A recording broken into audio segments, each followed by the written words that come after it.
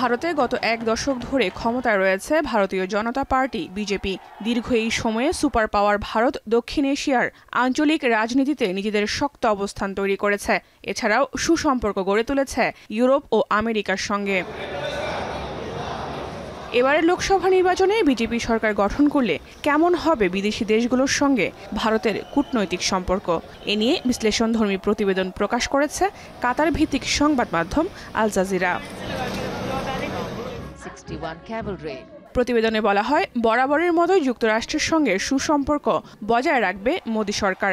আর এক্ষেত্রে যুক্তরাষ্ট্র চায় প্রশান্ত মহাসাগরীয় অঞ্চলে চীন নয়, বরং এর বিরোধী শক্তি ভারতকে এগিয়ে রাখতে। গেল বছর হোয়াইট হাউসে মোদীকে রেড কার্পেট সংবর্ধনা দেওয়ার পর দুদেশের বন্ধুত্ব আরও গাঢ় হয়। এই বছরের ফেব্রুয়ারিতে নয়াদিল্লির কাছে $4 বিলিয়ন মূল্যের অত্যাধুনিক ড্রোন বিক্রি করে ওয়াশিংটন। যুক্তরাষ্ট্র ছাড়াও ইউরোপীয় দেশগুলোর সঙ্গে সুসম্পর্ক রয়েছে মোদী সরকারের। ফ্রান্সের সাথে যুদ্ধ বিমান ও সাবমেরিন কিনতে কয়েক বিলিয়ন ডলারের বাণিজ্যিক চুক্তি হওয়ার সম্ভাবনা রয়েছে। যুক্তরাষ্ট্র ইউরোপীয় দেশগুলোর সঙ্গে নয়াদিল্লির ভালো সম্পর্ক থাকলেও প্রতিবেশী চীনের সঙ্গে সম্পর্ক অনেকটা আগের মতোই থাকবে বলে ধারণা করা হচ্ছে, কারণ চিরপ্রতিদ্বন্দ্বী চীন ও ভারত উভয়ই এশিয়ার বড় শক্তি হয়ে উঠেছে। একদিকে ব্রিক্সের অন্যতম সদস্য রাষ্ট্র হওয়ার পরিকল্পনা নিয়ে কাজ করছে মোদী সরকার, সেই সঙ্গে গোটা দক্ষিণ এশিয়াতেও নিজেদের শক্ত অবস্থান গড়তে চান তিনি।